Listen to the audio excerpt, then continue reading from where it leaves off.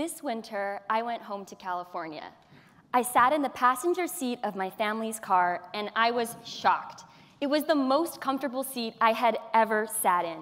And sure enough, something was different. I looked down, and someone had left a foam cushion on top of the passenger seat, and it made me just a few inches taller. But that height meant that my back reached the curve of the chair, and my head was at the same height as the headrest. I was surprised, but I shouldn't have been, because cars are designed for men. They're crash tested using dummies that are the dimension of the average male, and there's no requirement to crash test using dummies that are the proportion of a female. So as a result, we've left behind the needs of women in car design. Let's do a quick poll. Can everyone here who is 5'9" please raise your hand? Okay, I see a few hands, maybe 7. But for everyone else here, if you're like me and you find yourself to be quite a few inches below the average height of a male, every time you sit in a car, you're implicitly accepting a higher level of risk to your physical safety and well-being. Carolyn Criado Perez said, "We live in a world designed for men." At Barnard, I study data science. So I'm going to show you some of the data that demonstrates how we have systematically failed to collect data on women, and then, even in cases where we do have that data, how we have failed to take action. I'm going to be showing you research based on cisgender samples, so it's not going to reflect the full range of diversity of gender and sex in our country. Let's go back to cars for a moment. We know it's bad for comfort that we don't include women in crash test data. But it turns out, unsurprisingly, it's also bad for safety. Dr. Foreman and his research team at the University of Virginia found that on average, in a frontal car collision, females are 74% more likely to be seriously injured compared to males. That extends to every single part of the body. This data from the National Highway Traffic Safety Organization, demonstrated in this figure by Consumer Reports, shows how for every part of the human body, being female places you at a higher risk of injury in a car collision. Clearly, our failure to collect data on women is a life and death situation. But it's not just cars. This failure is pervasive in every part of society. Let's take a look at medicine.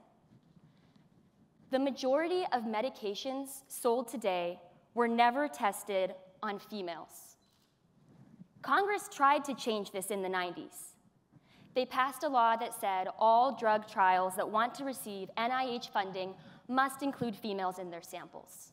But it was too little too late because they didn't require any of the existing drugs to retest. So now, in 2024, we still live in a society where most drugs have never been tested on females. This is clearly a problem. Dr. Teresa Chu from the University of California, Riverside, explains how females are different on a cellular level. We have different body fat percentages, different metabolic rates, and different drug absorption rates. Drugs stay in our body and interact differently and at different lengths of time than for men. I want you to think back to the last time you took a medication. When you looked at the bottle, did you see a different dose based on your height, your weight, or your sex? Chances are you didn't, because we live in a society where we treat all bodies like the average male. And this is failing everyone. Someone like myself, a 5'2" female, often ends up taking the exact same dose of most medications as someone who could be a 6'5" male and weigh considerably more. We're not meeting anyone's health needs, but the problem is particularly acute for females because researchers Dr. Zucker and Dr. Prendergast from the University of California, Berkeley, and UChicago found, by reviewing existing literature and research, that being female means you're almost twice as likely to have an adverse drug reaction to the medication you take. And in 90% of cases, females have more negative reactions to the drugs they take and more side effects. This means that if you're female, the drugs that are meant to be helping you are more likely to be hurting you than if you're male. And beyond that, they're also more likely to have no effect. As students, we're in a unique position to try and solve some of these issues. No matter what you're studying, you can find the intersection of your expertise with women's issues and the missing half of data we have failed to collect on women. I tried to address some of these issues by looking at a scenario where we do have data on women's needs, but have failed to take action on this data. Let's talk about dirty cooking fuels. Dirty cooking fuels like wood, animal dung, and different sorts of biofuels like kerosene are all very dangerous because they release toxins when you burn them. Let's do another poll. Raise your hand if you've heard about how deadly malaria is. Okay, pretty much the whole room has heard about malaria. It's a serious issue. Now raise your hand if you've heard about how deadly traditional cooking fuels are. Ooh, 4.5 hands. That's not great. Now let's look at the data on why that's a problem. The World Health Organization states that 3.2 million people die every single year from the toxins released by dirty cooking fuels. We can compare that to data on malaria deaths from the World Health Organization. That shows us that over 5 times as many people are dying from dirty cooking fuels than malaria. So why don't we talk about this issue? Why don't we know about it, and why aren't we taking action to the same degree? I'm not surprised that people don't know about this issue, because like many problems that predominantly affect women, it's not prioritized to the same extent by our society. The victims of dirty fuel use are predominantly women and children, who spend a lot of time in the kitchen and in the house. In many low and middle-income countries, women can spend upwards of 6 hours a day cooking in front of traditional stoves using these dirty fuels, which places them at a really high risk of mortality.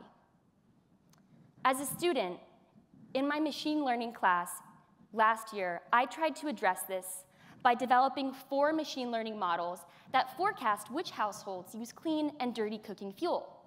That way, governments can, with accuracy, identify which households need new clean fuel sources or cleaner stoves to burn those fuels. Humanitarian aid organizations can also use this kind of work. I was able to apply my statistics expertise from Barnard and Columbia to address a scenario where we have failed to take action on data we have about women's needs. This is the kind of work that I want to encourage everyone here to do. No matter what you're studying, you have the ability to search for places where we need to ask questions about how women are faring. You also have the ability to try and prioritize finding solutions to the myriad circumstances where we know we have data on women's mortality and issues of women being treated equally, but have still not taken action. I want to leave you with one of my favorite quotes. Laurel Thatcher Ulrich said, "Well-behaved women seldom make history." What else, like the seat of a car, is in plain sight that we have never seen before? As students, we're a lot like stem cells. We can do anything we want with our lives, specialize in any subset of our field, graduate, pivot, do whatever we choose. But we cannot be complacent. We need to ask questions, innovate solutions, and advocate for the equal world that we should all be living in. Thank you.